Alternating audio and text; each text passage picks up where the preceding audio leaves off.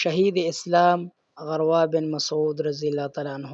ابن اسحاق بیان کرتے ہیں رسول پاک صلی اللہ علیہ وسلم تبوک سے رمضان میں واپس مدینہ پہنچے۔ اسی ماہ میں بنو ثقیف کا وفد آپ صلی اللہ علیہ وسلم کے پاس آیا۔ وہ تبوک میں آپ صلی اللہ علیہ وسلم سے مل کر چلے گئے، مگر ان میں سے ایک خوش قسمت انسان عروہ بن مسعود آپ صلی اللہ علیہ وسلم کی مدینہ روانگی کے بعد آپ صلی اللہ علیہ وسلم کے نقش قدم پر چلتا ہوا آپ صلی اللہ علیہ وسلم کی تلاش میں نکلا۔ وہ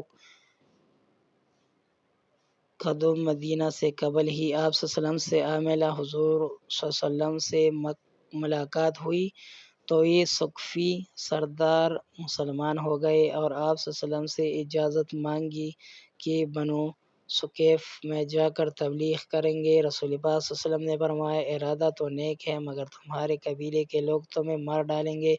حضور صلی اللہ علیہ وسلم کو بنو ثقیف کی درشتی اور نخوت جاہلیہ کا علم تھا۔ عروہ بن مسعود رضی اللہ عنہ نے عرض کیا، یا رسول اللہ صلی اللہ علیہ وسلم، میں تو اپنی قوم کے درمیان اعز محبوب ہوں، وہ مجھ سے اپنے اولاد سے بھی زیادہ محبت کرتے ہیں۔ ابن اسحاق مزید بیان کرتے ہیں، عروہ اپنے قوم کے درمیان بڑی عزت و احترام کی نظر سے دیکھے جاتے تھے، ان کا حکم سنا اور مانا جاتا تھا۔ وہ اپنے قوم کے پاس آئے اور اس امید پر کہ قوم میں ان کی عزت بھی ہے اور رعب بھی، اس لیے کوئی بھی ان کے حکم عدولی نہ کر سکے گا۔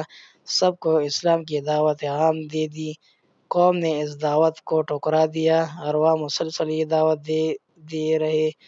ایک بلند پہاڑی پر کھڑے ہو کر انہوں نے اپنے اسلام قبول کرنے کا اظہار اور عام لوگوں کو شرک اور کفر چھوڑ کر اسلام میں داخل ہونے کی اجازت دی۔ بنو ثقیف ہر جانب سے ان پر